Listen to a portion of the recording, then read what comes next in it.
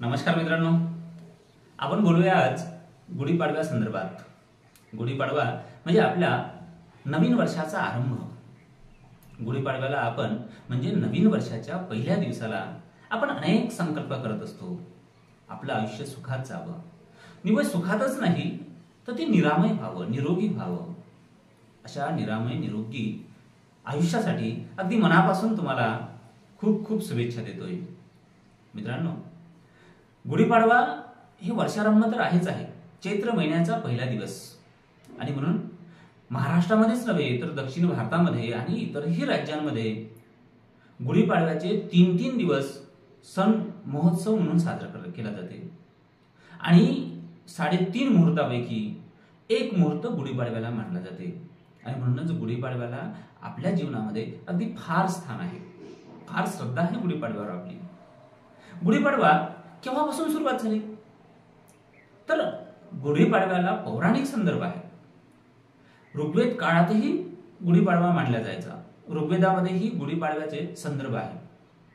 पण अलीकडे भारत सरकारने मेघनाथ साहा यांच्या अध्यक्षतेखाली एक कमिटी स्थापन केली। या कमिटीचं काम काय होतं तर या कमिटीने गुढीपाडवा का साजरा करायचा आणि नेमका कोणत्या दिवसापासून साजरा करायचा हे निश्चित करायचं होतं।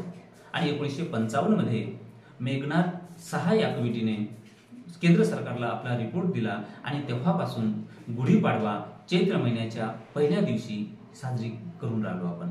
म्हणजे गुढीपाडवा हा आपला वर्षारंभ होऊन राहिला।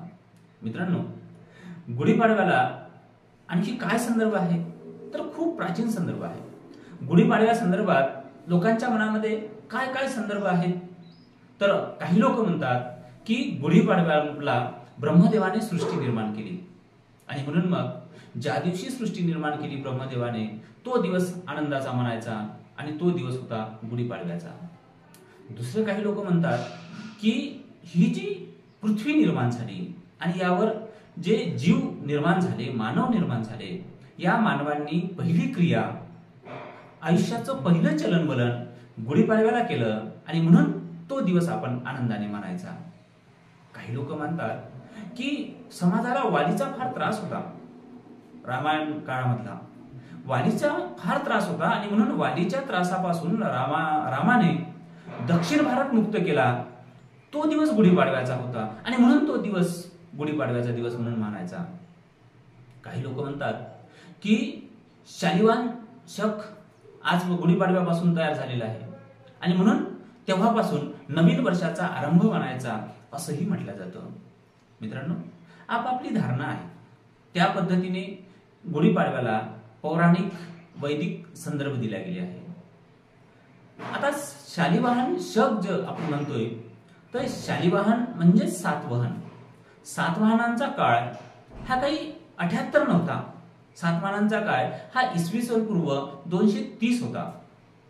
मग जेव्हा आपण शालिवाहन शक असं म्हणतो तेव्हा शालिवाहन शकला सातवाहनांचा फारसा संदर्भ नाही आहे। तर मग संदर्भ कुणाचा आहे तर मग कनिष्क, सम्राट कनिष्क बाहेरून इथे भारतामध्ये आले आणि जेव्हा त्यांनी इथे राज्यारोहण केलं ते इसवी सन 78 मध्ये केलंय, नवीन शक सुरू केलंय आणि ते शक म्हणजे शालिवाहन शक। म्हणून मित्रांनो, आपण शक प्लस 78 असं जर केलं तर इसवी सन निघतंय, कारण इसवी सन पूर्व आणि इसवी सन याच्यामध्ये 78चा फरक आहे। ती सुरुवात सम्राट कनिष्काने केलेली आहे आणि म्हणून मग तेव्हापासून आपण नवीन वर्षाला सुरुवात करतो आहे, तेव्हापासून शालिवाहन शक निर्माण झालेला आहे। आता मित्रांनो, की गुढी कशी उभारली जाते, गुढीमध्ये काय काय असते तर गुढीमध्ये एक बांबू, उंच असा बांबू त्यामध्ये घेतला जातो। त्या बांबूच्या वरच्या टोकाला एक पालथा गडवा टाकला जातो। पालथ्या गडव्याला एक चोळीचा खण आणि खाली साडी बांधल्या जाते। त्या बांधण्यामध्ये कडुलिंबाचा पाला, आंब्याचा मोहोर आणि साखरेची गाठी जी आपण रंगपंचमीला, होळीला वापरतो, ती गाठी त्यामध्ये बांधल्या जाते आणि अशा पद्धतीने ती गुढी उभी होते। गुढी हे नवीन वर्षाचं प्रतीक म्हणून त्या ठिकाणी आपण उभी करतो। गुढी का उभी केली जाते? तर गुढीला अनेक संदर्भ आहे. जो गडवा असतो तो गडवा पालथा घातला जातो. तो गडवा हे गर्भाशयाचं प्रतीक म्हणून वापरलं जातं. मित्रांनो, वैदिक काळामध्ये किंवा वैदिक काळाच्या आधी सुद्धा भारतामध्ये लिंग पूजेला फार महत्व होतं. आजही आपण बऱ्याच मंदिरांमध्ये, देवळांमध्ये लिंगाची पूजा करत असतो. लिंग पूजा हे भारतीयांचं वैशिष्ट्य होतं. ती लिंग पूजा सुद्धा या गुढीमध्ये आलेली आहे. जो गडवा आहे ना, तो गडवा, पालथा गडवा हा गर्भाशयाचं प्रतीक आहे आणि तो बांबूवर आहे. हा बांबू सुद्धा लिंगाचं प्रतीक आहे.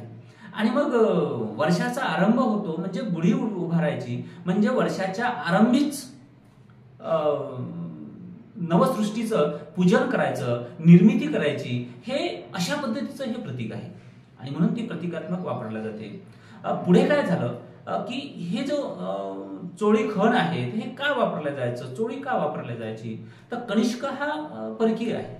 कनिष्क भारतात आले आणि भारतीय लोकांना त्यांनी पराभूत केलंय, इथे राज्य प्रस्थापित केलंय आणि मग बाहेरचा आलेला माणूस त्याची वाहवा करायची, त्याचं आगमन, त्याचं स्वागत करायचं आणि मग या स्वागतासाठी तेव्हाच्या लोकांनी आपल्या स्त्रियांची अब्रू चव्हाट्यावर आणण्यासाठी चोळी प्रदान केली. या चोळीचं प्रतीक म्हणून त्या ठिकाणी ती गुढी उभारल्या जातं असं काही लोकांचं मत आहे आणि म्हणून मग ती गुढी काही लोक नाकारतात.